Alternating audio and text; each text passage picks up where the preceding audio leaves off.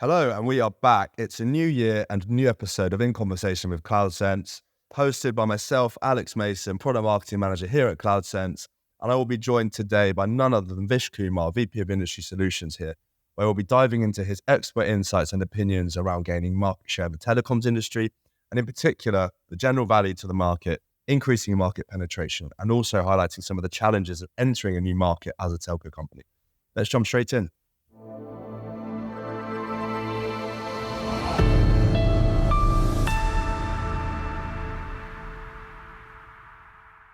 Hello, Vish. How are you? How's it going?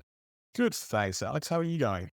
I'm doing well. I'm doing well indeed. So we are back. We return with episode 2 of In Conversation with CloudSense.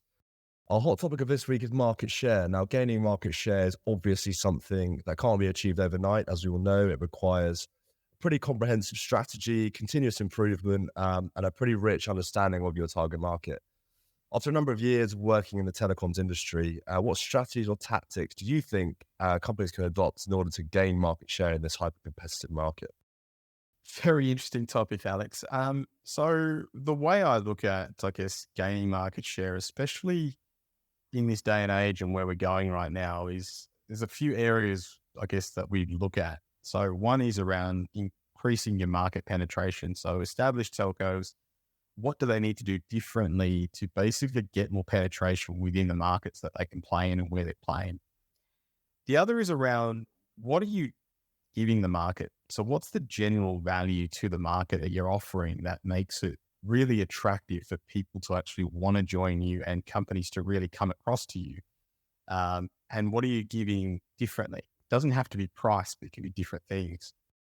And then probably lastly is also about market share is also, how do we enter new markets? Now, many people would say that's really odd because telco's been around for a very long time, but there are different markets because of the way the telco is actually going and how they're expanding, and their world is fundamentally changing as we go from a telco to a techco.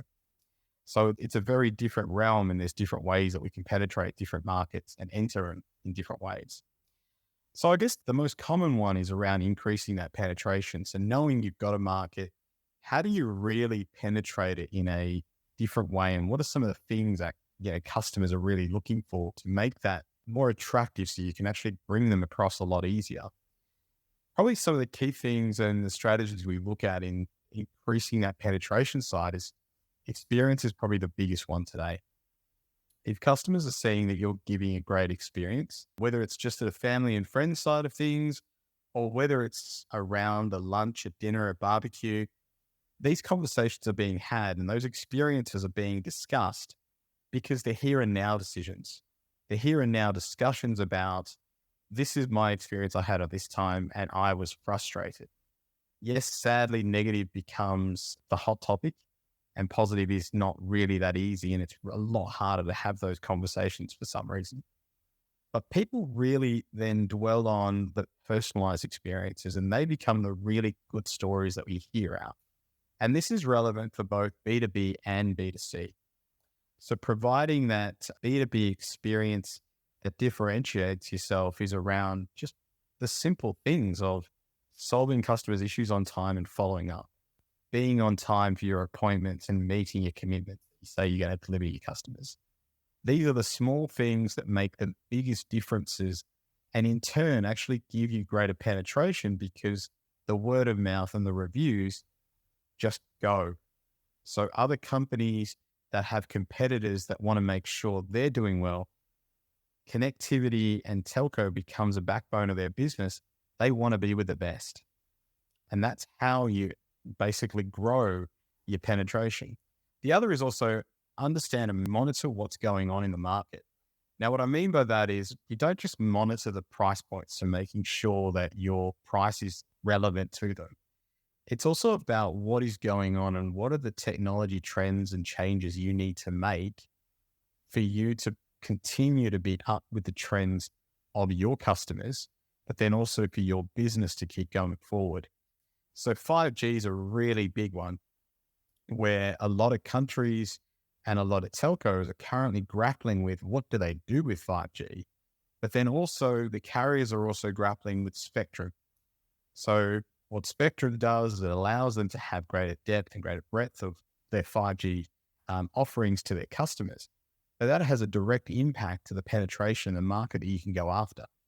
The more 5G you have, the more market you can attract and the more coverage you can give your customers. And that becomes a very big thing, especially when you've got technology driven and experience driven customers who want to be on the latest and greatest tech. It also becomes the baseline for a lot of your customers in terms of what they want to experience from their services that they're buying from you.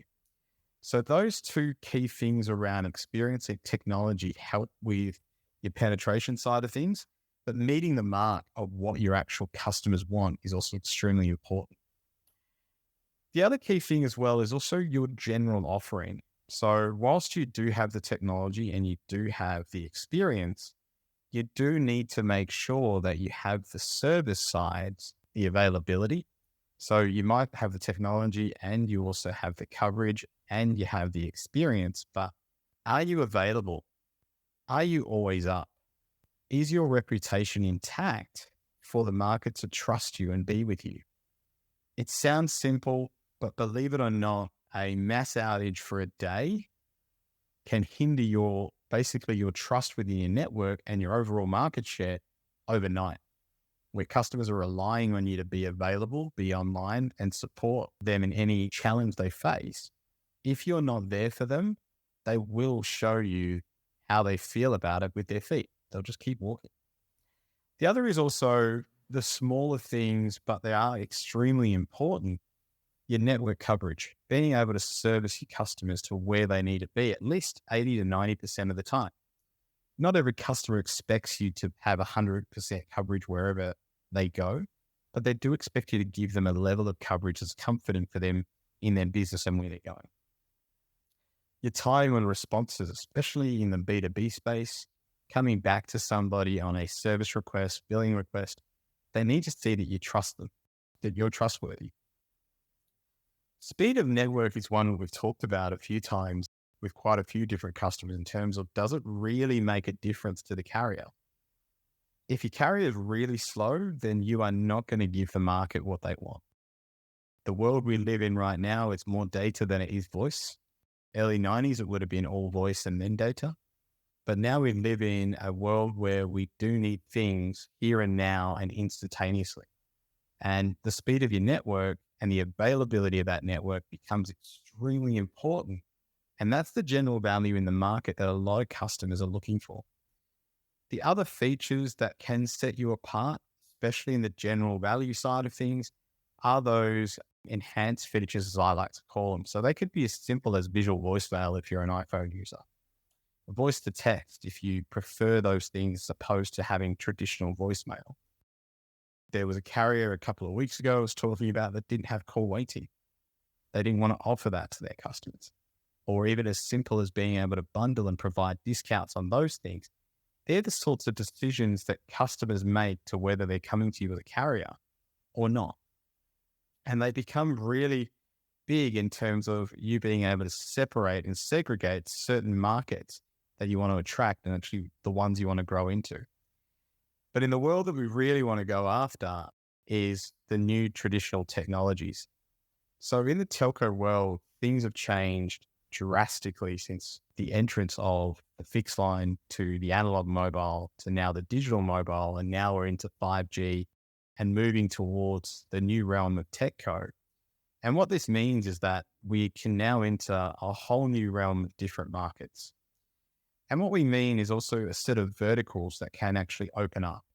So the techcos/telcos today have an opportunity to own certain verticals in the market that are completely different, completely new, where they can provide new solutions to an ecosystem that didn't exist before.